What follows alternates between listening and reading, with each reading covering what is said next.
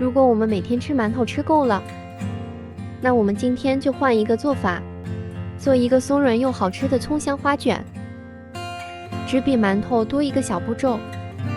我们一起来做吧。300克普通面粉加3克酵母粉，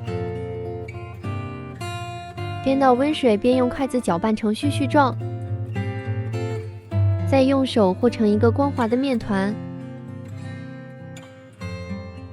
最后盖上盖子，放在温暖的地方醒发至2倍的。醒面的时间呢，我们来准备一下葱花。葱的根部不要，我们只需要葱叶。把葱叶切成葱花。葱花没有定量，喜欢吃多的就多切点，喜欢吃少的就少放点。最后盛在一个碗内，1勺花椒粉或者是五香粉，再放一点点盐，最后倒适量的食用油，把它们充分的搅拌均匀就可以了。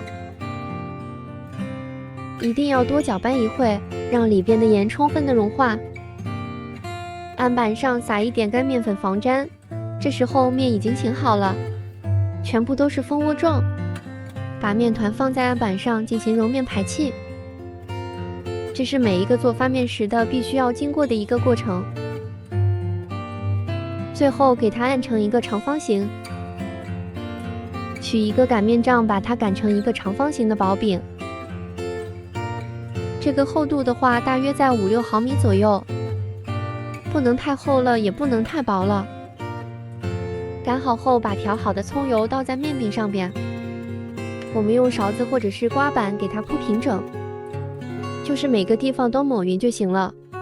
然后从下面往上折，看我的手法，最后把它包裹住，用手轻轻地按一下，把它切成每一个宽3厘米的剂子。取一个剂子，上面再落一个，拿一根筷子从中间往下压，拿起来拽着两头往两边撑一下，再把筷子放在中间，捏住两头筷子进行一个360度的转圈，然后按一下把筷子抽出来，一个花卷就做好了。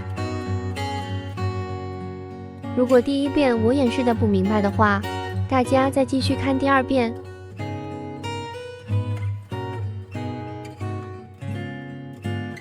其实这个花卷还是很简单的，就是这个筷子放在中间，捏住两头进行一个360度的转圈，最后压扁就行了。所有的花卷做好之后放在蒸屉内，再进行2次醒发，一定要进行2次醒发，否则蒸出来的会是死面的。2次醒发后明显体积变大，冷水上锅蒸15分钟，焖5分钟，很快花卷就蒸好了。我们看一下，每一个都变得白白胖胖的。